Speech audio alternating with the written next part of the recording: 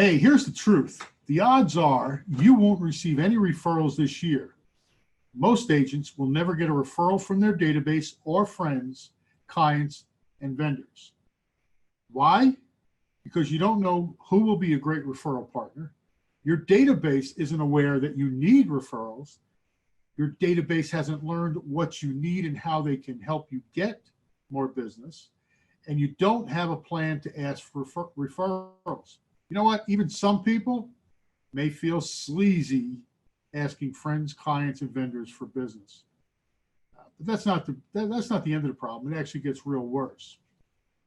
The real problem is people will think that in your mind, you're saying to yourself, people will think that I'm just talking to them because I want business and not because I actually like them. But luckily for you, there's now Fridays with Flanagan with no BS database referral strategy. That's what we're going to go into now. Personal referral conversations outlining where you are helping them while they help you, strategies for contacting specific groups on specific days, prospecting up, asking for and receiving referrals from the price range you want to specialize in, coming from contribution, giving referrals to get referrals, follow-up strategies, how to keep them referring quarterly, how to start the conversation with other professionals, and using network meetings to build your unique database. We're also going to cover finding referrals through social media, finding niche referral partners, and the concept of the paradigm of volunteering, citizenship, and community service, giving back before you get. That's what we're going to cover today. In the first part of this, there's 3 simple ways that you can build your referrals. And there it is. Getting started in sales or increasing your success once you've established yourself can be a very challenging task. One of the hardest parts of this process is securing leads. What's even harder is ensuring those leads are qualified. So to grow as a salesperson, a real estate agent, and you want to master this aspect of your career is very key. Below, there are 3 ways to get qualified referrals. The first is setting the expectation. The only way you can expect to gain referrals from client meetings on a regular basis is if you form the habit of doing so. Each time you meet with a client on the phone or in person, mention that you get compensated in one of 2 ways. 1, through the salary that you are paid, if you do get a salary, and 2, through referrals. You grow your business by word of mouth, and each client you meet with is a catalyst to meet other great people who may be interested in what you're selling. Set the expectation every time you meet with them or every time you call them. You're going to ask who they know that they can put you in contact with. At first, this process is uncomfortable for a lot of new salespeople and agents, but the sooner you realize that you've asked to be introduced to more people that you can provide value to, the easier this will become. The first time you broach the subject with your client, you may feel a little bit of anxiety, but your clients will expect to be asked the next time. The second way, provide referrals yourself. Referrals they shouldn't be a one-way street. I'm going to change that. It shouldn't be. As a seller, you're going to meet a wide variety of individuals in many different industries. If you're asking clients and prospects to refer you to new leads, there's no reason you can't return the favor. Not only does this provide more value to your clients, but it shows that you're not just taking them for those you work with. By showing an interest in their business, you're demonstrating to your clients that you're engaged and willing to help. This tactic also greases the wheels for receiving referrals. If you enter into an arrangement where you're sharing names with one another, there's often less hesitancy,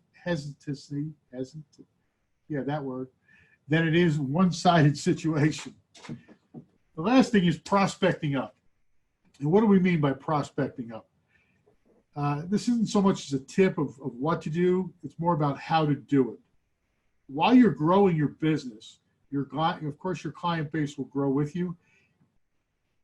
If that progression isn't fast enough, you'll need to find clients who are more established. How do you do that? It's called prospecting up. Don't be afraid to ask for names of very successful people, such as business owners, lawyers, government officials, IT professionals, or whoever you think your ideal client may be. While it will shift from person to person, there's a good rule for those that work in sales. A salesman will be as successful as his average client. Use that logic when asking your existing clients for referrals. Gaining referrals isn't easy for anyone, but it's an integral part of any sales career. Set the expectations, play your part, and prospect up. You will see more success in your pursuit. So that was that's the gist of this first part of the training about prospecting up and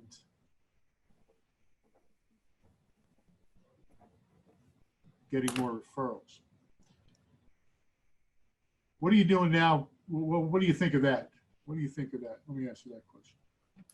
Hello, this is Greg. You're on. I get the prospecting up portion. I know that, you know, when I started, I just moved here from out of state, you know, so I didn't know anybody other than a few people I worked with downtown, waiting tables and bartenders. So they were my sphere of influence. And I'm getting a lot of them as first-time buyers, you know, rentals. But there's a lot of sending them to mortgage loan officer. There's some rejection. I've got about 4 of them going right now that we're trying to get them bought.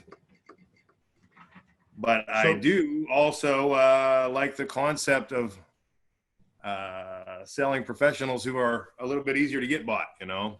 I just don't know a lot of them here yet. So right, we call that prospecting up.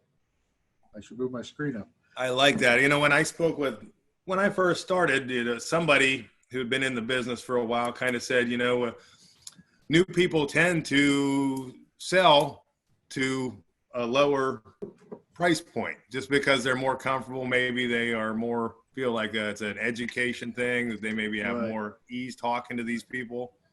I call it selling to your pocketbook. So if you're broke, you're gonna look at broke people. Right. To prospect up, and all that means is reach out to people that you're uncomfortable talking to, and this could be inside your sphere. Honestly, it could be the people that you know. Maybe their father's an attorney. Maybe your mother's a doctor or a teacher. So you've got to get away from your 5 people that you're hanging around with and move yourself up, prospect up into the next generation or into the next financial group. I can tell you a story about when I started. I'm sure a lot of people remember this. Craigslist was just brand new, right? So I've seen Craigslist come and I've seen it go. I took every listing that our brokerage had that was $350,000 or more, and that's what I promoted on Craigslist. So who was I talking to? $350,000 buyers. Sure, that's what I sold. That's what I sold. Now, in another part of my business, I did just the opposite, and I moved from a $1 million seller, and this is truth, probably sold $4 million homes in a year, million plus, and I moved to another brokerage, and all of a sudden I'm dealing with everything on the low end. I'm dealing with 150 low. And I didn't catch myself doing that. I wasn't aware. So if you find yourself getting a lot of 60, 70, 80, $150,000 deals, check yourself, check who you're talking to, check where your lead sources are coming into, and change that. You can change it. All you need to do is focus on your niche and say, hey, I want to work in Mount Pleasant, in Bell Hall, and you walk into Bell Hall and you knock on every door 4 times a year, you will get deals. You don't have to go shotgun. You will get deals. Let's go back to referrals. How would you actually build that referral? How would you do this in the database that you have on hand right now?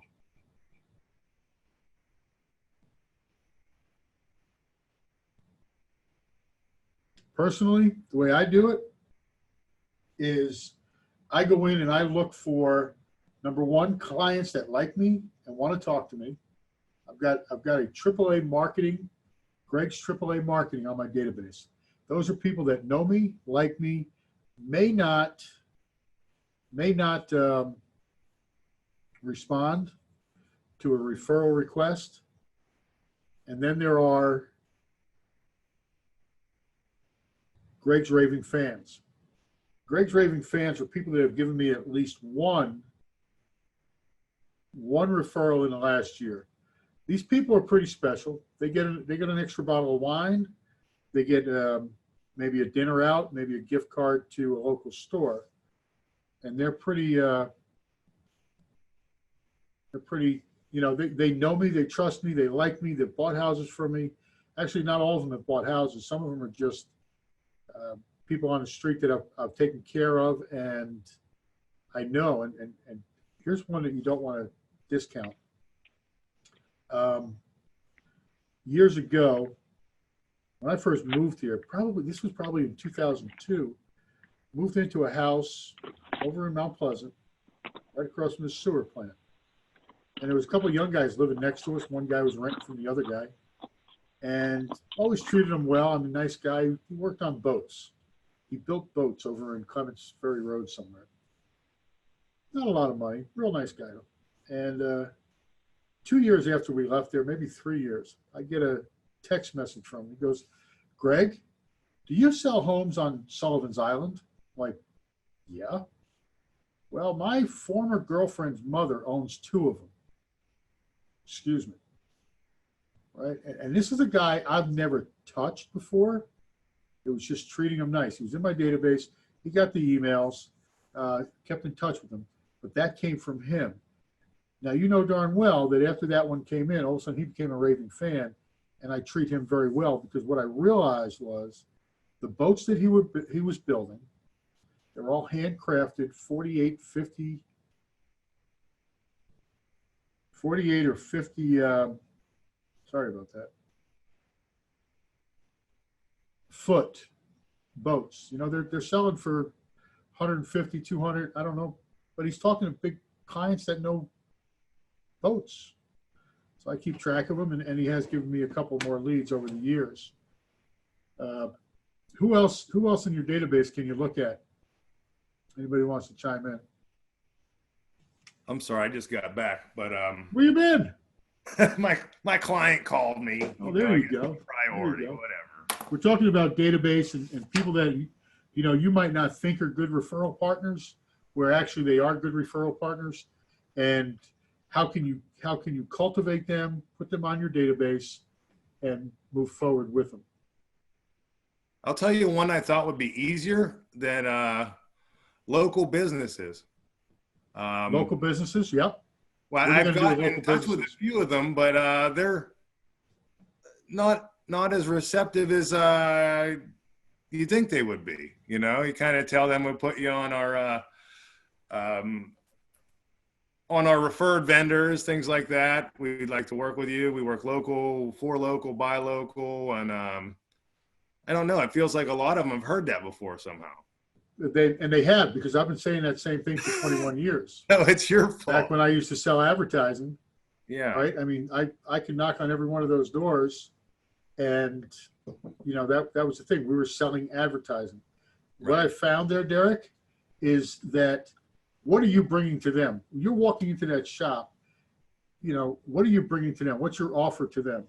And Well, I'll I'm let you know what telling mine- them about our local insights that we now have that we're about to launch on command. So this was as it was first coming out, you know, that this is an opportunity that we're hyper local advertising to people right here in our community. And this allows you a first touch. Anybody looking for homes also is going to be looking for local businesses in the area. This allows you to be first in sight, first in mind.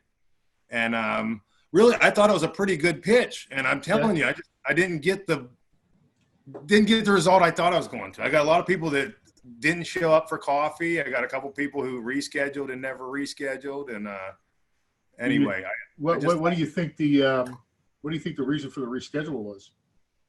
You know, I mean, I guess I don't know. They called, said that there's something come up. Maybe we could do next week. Something came up. You know, you ask So if let me give you a scenario. If you had gone, so it sounded like you were going in and explaining to them what Keller Insights is. That Right? was the pitch that I was using, right? Okay. That we have this new So technology about to come out. as a business owner, if you're a business owner and I come to you, Derek, and I say, Derek, listen, I've got this great new app and it's got business insights on it. People are going to look at this app and say, wow, there's Bob's mailing service. Let's go see Bob. How many clients am I going to get off that? Well, I don't know. Yeah, right. Exactly. I don't know. I mean, usually they're Dan's over thinking, there what's in shaking it her for head me going, or what's it cost? exactly. You know? So here's the deal. Here's what I did at one time in my career. I put together a package and I presented that package to people that had three or more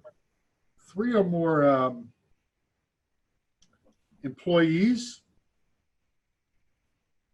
Sorry about that. 3 or more employees. And what that package said was, Mr. Business Owner, I'm Greg Flanagan, and I'm in real estate. And what I would like to do for you is to give your employees a benefit of having free real estate advice anytime they want it. And here's what you can give to them. So you're selling the benefit that he can bring to his employees and sit down at their daily meeting or their weekly meeting and say, hey, I met this guy. His name is Greg Flanagan. He's a real estate broker. He's a real estate agent. And this is what he's going to do for us. If you have a home, if you don't have a home, if you're looking to buy a home, he's going to help us take care of our real estate needs. Is that a bigger value than, hey, here's my app and here's my... Yeah, for sure. I guess I Okay. didn't pitch it quite like that, but it was somewhere in between maybe. But I definitely used it as a beneficial, you know, like I said, hyper local. We're going to mention you as a service that I recommend you. So I would be basically giving you a thumbs up before you even mentioned my name at all, free of charge. So Right. You want to bring value to the business owner. right. And it did work. It worked very well. Put together, and I might even have, if I could find an old email or something I have there, I might even have those papers. I wrote it down here. If I can find it, I'll send it out to you. It was just a small 5 or 6 page kit that explained the benefits to his employees. Because now you're making him the hero, right? Right. You're making him the hero, and it goes to his employees. That's a great way to do it. Any lenders on the line? Raise your hand if you're not. I'm going to start talking about lenders. Lenders, I always have this policy with lenders in that there are millions of lenders that want my business. Well, they know I already have a good business.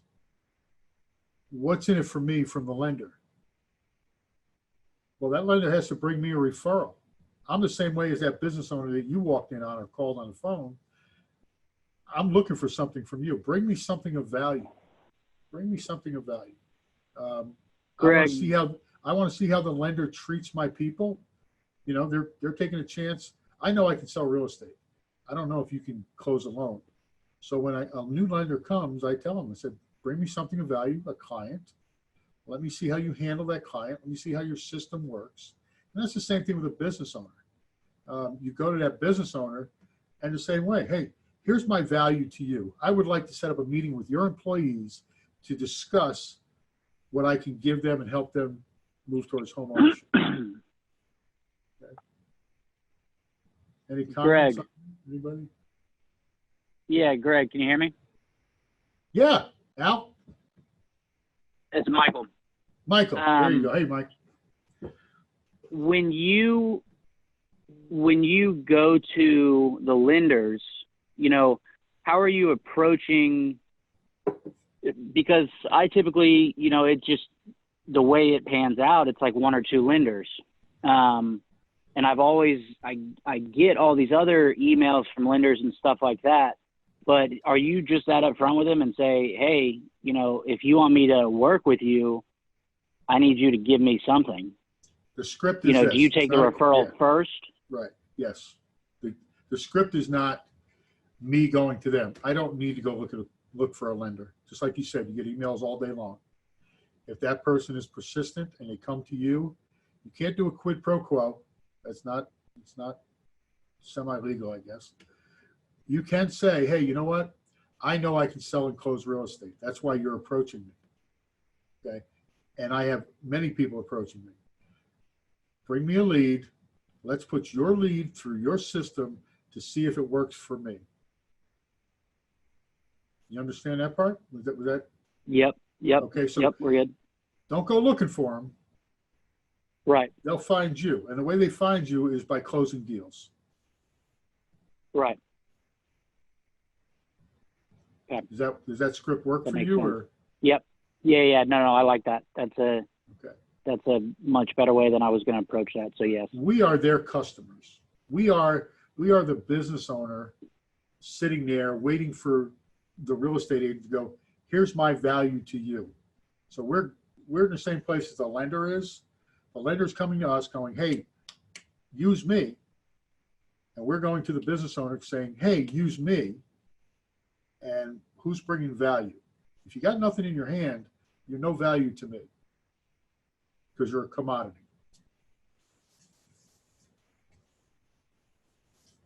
Make sense? Yeah, that makes sense. That definitely makes sense. What other challenges on referrals? Well, going back to what Derek and you were talking about with business owners, you know, I've found that, okay, I will send, because I'm from here, I do know like a lot of small business owners, and I send friends in and stuff like that. And, you know, I would assume that a lot of them say, oh, hey, you know, Michael sent me. The issue I'm running into is, all right, well, Joe Blow's son happens to just get into real estate. And, you know, it seems like every business owner that I'm sending people to, you know, give them value before they bring a referral to me. Well, it turns out they've got a family member that already is a real estate agent and stuff like that. So now you that's got to what go I'm back running to, into. okay. And now you got to go back to your objection deflections. You got to learn your objection handlers. What's the objection handler for, hey, I know I have a friend in the business. Are they full-time?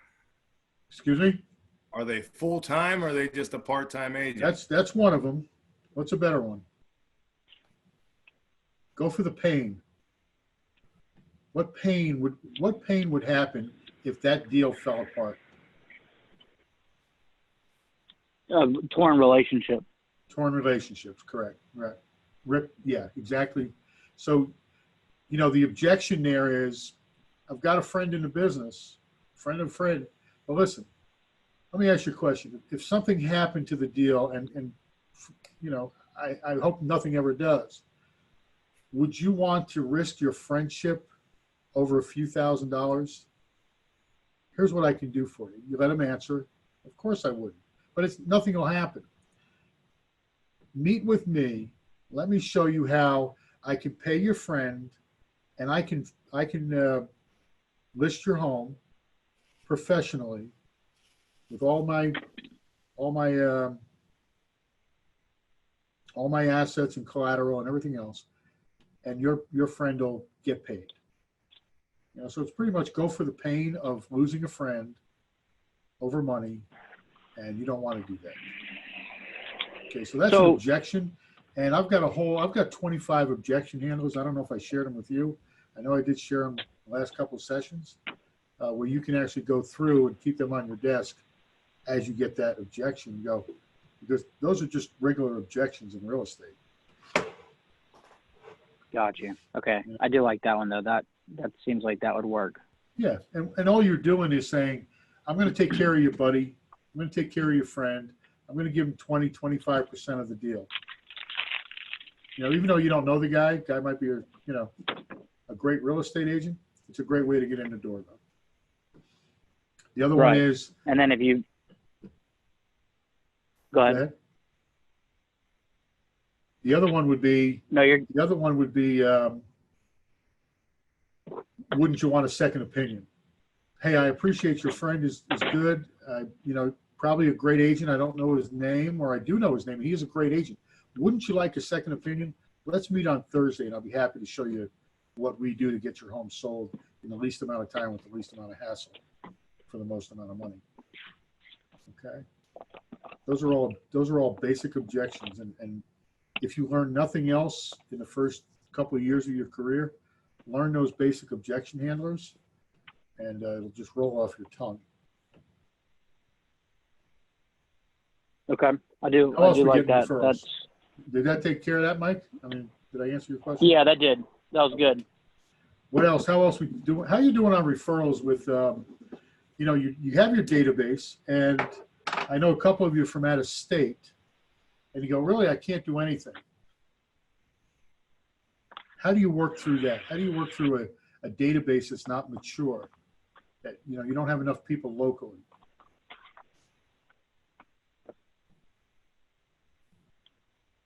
Anybody?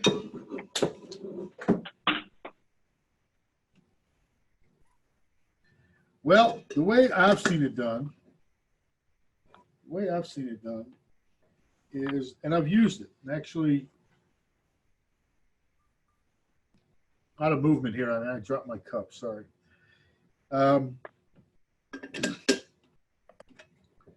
Call those people.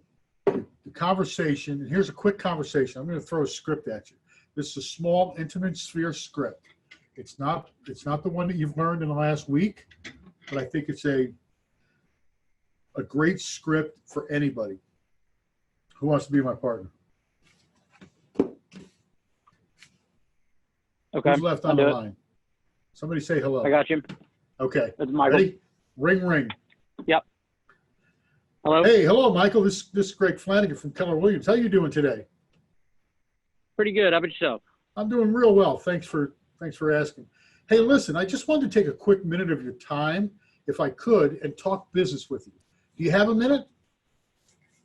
Yeah, I think I got just a few minutes. Thanks. I appreciate that. It won't take but a second. You know, we have some lofty goals here within our real estate group, and currently we're on track to hit them. Currently, we have over 35 listings on the market right now, and in order to create a high enough demand to get them sold in this market, we have found we need to get the word out on each home directly to as many potential buyers as possible. So we've made a commitment to our homeowners to contact everyone we know until we have identified a buyer for their property. Can you understand that? Can you help me with that? Yeah, I think I could do that. So what I wanted to ask you, Michael, who do you know that is thinking about buying or selling in the Charleston area right now? Not really sure. Okay. Well, you know what? I really appreciate you taking the time to think about it right now. You know, I know you're big in church and you go to the job every day. Anybody in either one of those two places that would be interested in selling or buying real estate? You know, I might have one or two people that, you know, they might be interested in investment property. Wow. Thanks. Would you mind sharing their name and telephone number with you? You feel comfortable referring me as your agent? You know, I don't see why not. I'd like to reach out to them first, but, you know, I don't see why not. Great, great. Here, I'll tell you what, so we don't have to do this twice. Would you email me their information and I'll just keep it off to the side? And then when you give me the green light, and I'll give you a call next week, you give me the green light to go ahead and I'll give them a call. Would that be fair? Perfect. That would be fair. That works. Okay. Well, I appreciate the referrals. Now, you know, there's another thing I'm committed to, and that's establishing great relationships with close people like you. One way I do that is by helping them with their business. So I'm curious, how can I help you with your business? You know, business has actually been pretty slow lately. Do you you don't know anybody that wants to buy a car, do you? Well, you know what? I think cars get sold every day. Describe me your perfect client. Who's your perfect client? Somebody with you know, poor credit that I can potentially repo their car afterwards. You're a saint, Michael. You're a saint. So fantastic. You know what? I am going to make a commitment to you to keep my ears and eyes open for that person.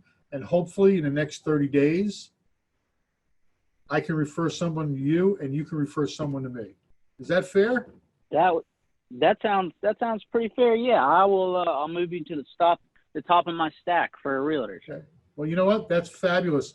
And I will call you in 30 days with at least one name, and possibly throughout the month, you may see one or two people coming at you if I feel they're worthy of your sainthood. Okay?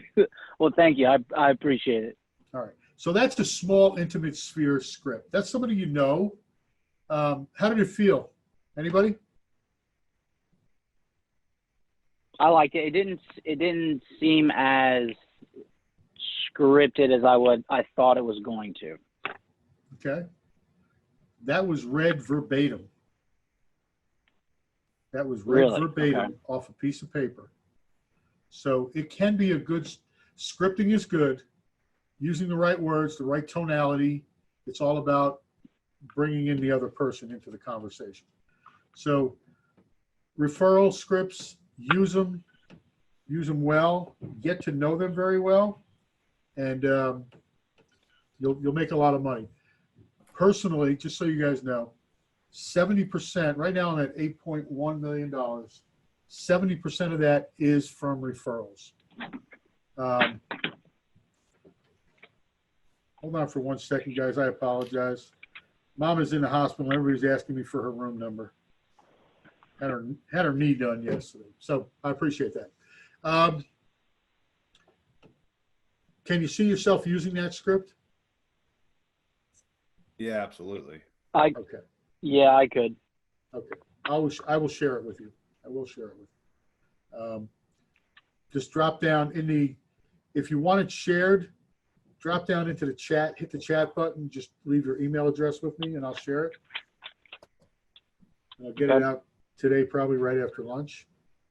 What else can I help you with today? Did you learn how to script a referral? Yes. You learned where to find more referrals, how to deal with business owners, how to prospect up. Yes. Yes. Prospecting up is focus on the price point where you want to sell homes. You don't have to go out on every $60,000 home. Although, let me tell you a story about $60,000 homes. Years ago, my assistant, guy came in, he had a $60,000. He actually picked another agent over me. I guess when the agent realized that he was only a $60,000 home buyer, the agent flaked. All of a sudden, he went out of the country overnight. And the guy chose me as his next one. And I was like, I don't want to deal with this guy. And the young lady that was working for me at the time said, what else you doing today? I was like, okay, it's $1,800. What the heck? Well, these folks came in. They wanted to buy 60,000. It's on the other side of Walterboro. And I pretty much said, here's the directions. Here's the property. Called the agent. The agent said, yeah, you send them out here. I'll pay you. I'll pay you to 3%. His broker wasn't happy about that. But they bought that house, $60,000. I made my $1,800. They became raving fans. I think over the years, well over $2 million in referrals. So no matter who you're talking to, there's always the opportunity, because I did a good favor for him and didn't moan and groan about it outwardly. He came and gave me $2 million worth of referrals. And, moral of the story is treat everybody well, and it will treat you back. I told you about Ty. I told you about this guy. These are all people that work for higher end people, and you make them. Who was it? Jim Rohn, maybe. What's the most important thing you can make somebody feel? Important. Valued. Important and valued. Correct. So that's where you need to be, and that's how you're going to build your referral business. Okay. What else we got going on? It's 11:36. We got about 4 or 5 minutes. I'll answer any question. We've got one of our strongest agents in the world, a good friend of mine on the line right now. She's hiding, but you guys can't see her. What do you have to say? Anything? All right. No, I think we're done. yeah. 12 o'clock, we have a disc class being held by Ellen Frazier. Get in there and